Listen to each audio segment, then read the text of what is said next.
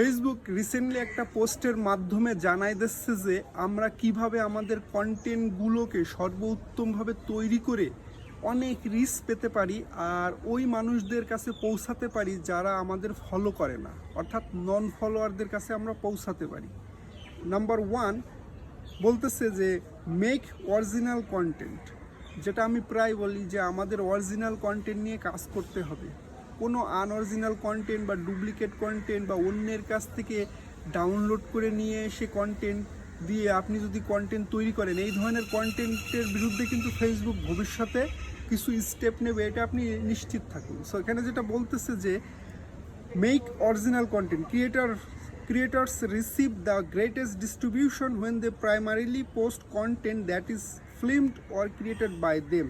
ওকে, একজন content creator সর্বোচ্চ distribution পাবে।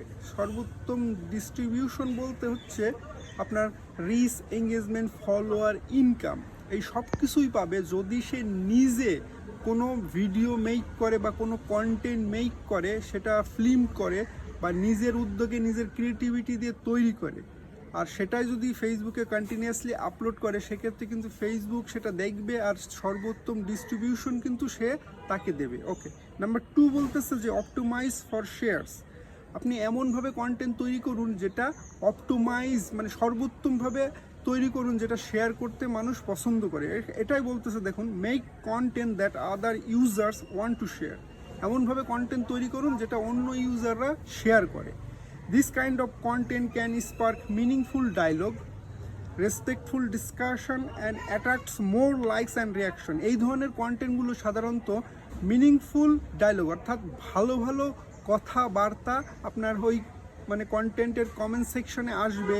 রেসপেক্টফুল ডিসকাশন মানে দায়িত্বশীল যে আলাপ আলোচনা, সেটাও কিন্তু হবে। And attracts more likes and reaction, অর্থাৎ আরও বেশি আকর্ষিত হয় লাইক আর রিয়াকশন পাওয়ার ক্ষেত্রে। হ্যাঁ, এই ধরনের মানে যেগুলো শেয়ার হয়।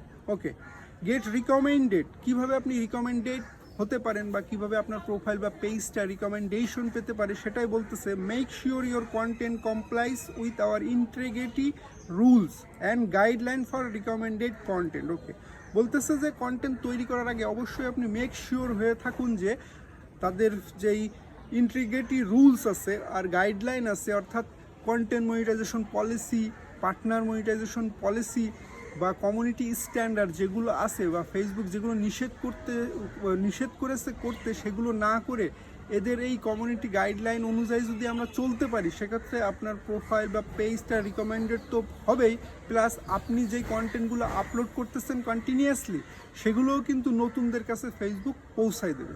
সো এই তিনটে কিন্তু প্রচণ্ড পরিমাণ সুন্দর একটা উত্তর হতে পারে অনেক নতুন ইউজারদের কাছে বা পুরাতন ইউজারদের কাছে যারা রিচ নিয়ে টেনশনে আছে, যারা ভিডিও ভাইরাল নিয়ে টেনশনে আছে।